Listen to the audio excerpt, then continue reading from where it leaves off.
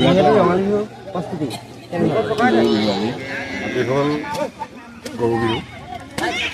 আমাৰ হাৰমুখ গাঁৱৰ অঞ্চলৰ হাৰমুখ গাঁৱৰ ডিঙি সত্ৰৰ এই কলং বাকৰি আমি জন্মৰ পাত মুহূৰ্তৰ পৰা গোটেই গাঁওবাসীয়ে আজিৰ দিনটোত বৰ উলহ মালহেৰে এই উৎসৱটো তাৰমানে গৰু গা ধোৱা পৰ্বটো মানে অনুষ্ঠিত কৰে।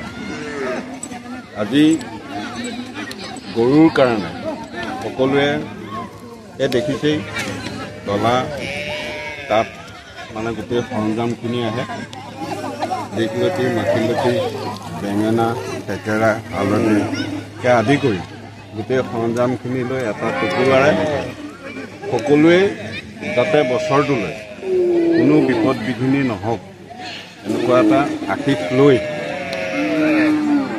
আশীষ দিয়াৰ পাছতেই মূল পৰ্ব অনুমতি দিয়ে গৰু গা ধুৱাবলৈ। গৰু গা ধুৱাই আজিৰ দিনটোৰ কাৰ্যসূচী ইমানতে অন্ত কৰে। এইটো আমি জন্মলগ্নৰ আগৰ পৰা এইটো আমাৰ পৰম্পৰা। আমাৰ হাৰমুখ গাঁৱৰ এটা ঐতিহ্য আছে। আমাৰ ডিঙি সত্ৰৰ গুৰুজনে কোনোবাজন মানুহক দায়িত্বশীল মানুহক এই আশীৰ্বাদ দিবৰ কাৰণে মানে প্ৰদান কৰে।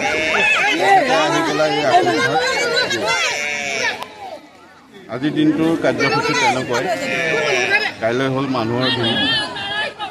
মানুহৰ বিহুটো